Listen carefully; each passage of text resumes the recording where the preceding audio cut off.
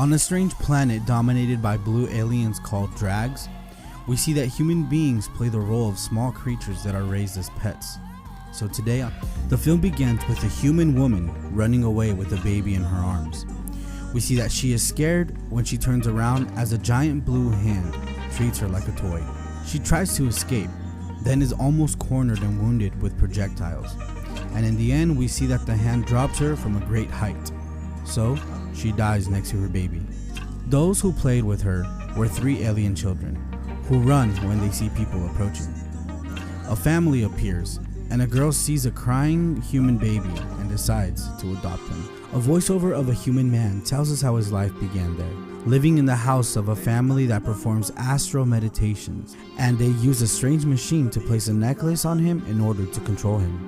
We see that the baby was not comfortable with the necklace, but it was used to drag it from one place to another with the wrist control, and the alien girl decides to name him Ter. Over time, the human pet learned that those aliens, called drags, spent most of their time meditating in a way that seemed to send their souls or minds to the sky. However, we see that they must also work, and that they have their executive boards in the whole thing. While on television, some drags say that they brought the human race from another planet, thinking that they were intelligent life, but that they discovered that they only had a certain ability to adapt and organize. There is a debate between whether these abilities can evolve into something else, saying that they have less of a lifespan than the drag race, but a greater capacity for reproduction. However, this capacity causes wild human colonies to spread too quickly, unlike the luxury humans they use as pets, whose reproduction was well controlled. We see that baby Ter serves as entertainment for the drag girl, who plays with him, bathes him, dresses him, and sometimes the boy rebels and bites her. The boy also witnesses how the family sleeps with machines that destroy and rearrange their bodies. We see that the drag girl tries to copy the human eyelashes on her face, and that baby Ter plays a joke on her with black powder, which she returns with a blow. Another one of the girl's toys is a rainy cloud that can chase the baby and even electrocute him. But even under these circumstances, the voiceover of Ter admits that the drag girl loved him and even taught him to speak. We see that the drag girl gets her education through a headband that transmits all the knowledge to her, and that a malfunction in Ter's necklace made these lessons also reach his head. Outside the house, diamonds grow as if they were plants, and one day the drag girl takes Ter for a walk. In ridiculous clothes, we see that Ter is trapped between diamonds that grow around his body, but the girl can break these diamonds using her whistle. Ter can also do this and has fun breaking all the diamonds. And another day we see that some drag children use their humans to make them fight, joining them by the hair.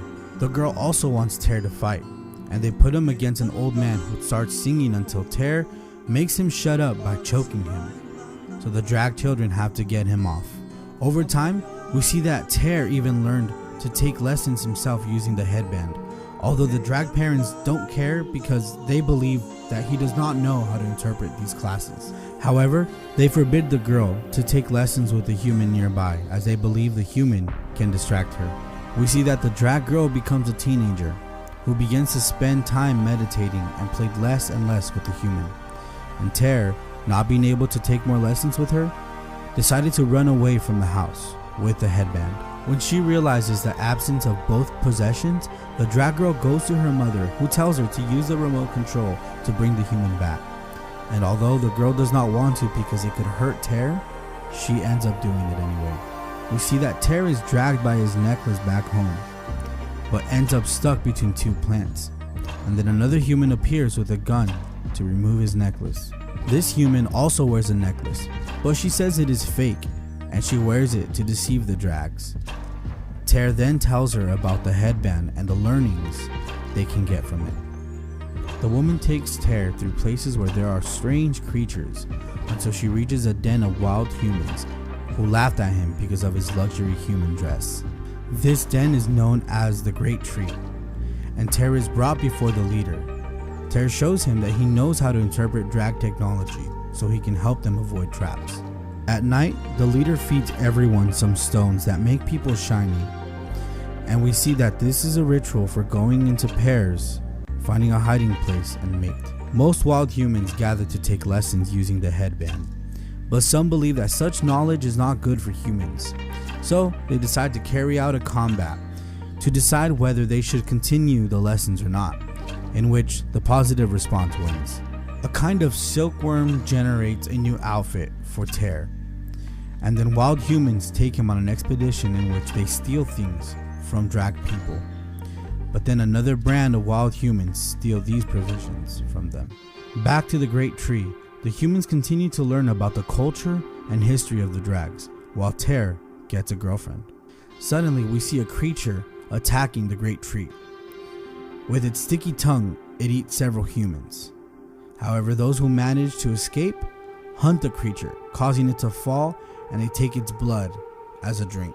Soon after, as they already know how to read the drag language, they realize that aliens have put signs in the surrounding areas in which they warn that they will carry out a massacre to get rid of all the wild humans in that region.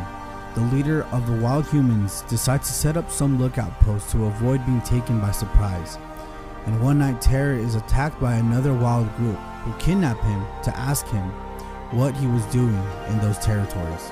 Terr explains that the drags are going to kill everyone in the surrounding areas the next day, and therefore they must escape. But the leader of this savage group does not believe him, because they think that Terr's group wants to steal their territory. The next morning, we see that drags start the massacre, using pills that generate deadly smoke for humans, while using other humans with masks to find them. Terr and others manage to escape, but many humans are hit by the pills and gas. When Terr returns to the Great Tree, he finds that most of his friends are dead, although he sees his girlfriend was still alive, so they run away taking the headband with them. We see that outside the perimeter of the massacre, both groups of wild humans have united to survive. And then some drags appear saying that there is a horrible smell of humans, and they start crushing people with their feet. However, the humans counterattack with their weapons, killing one of the drags in exchange for dozens of human lives. The leader of the Great Tree died in battle, so the leader from the other savage group takes control of all survivors to take them somewhere safe. As they head there, the drag leaders discuss the death that the humans caused, accepting that they have become bolder and are getting out of control.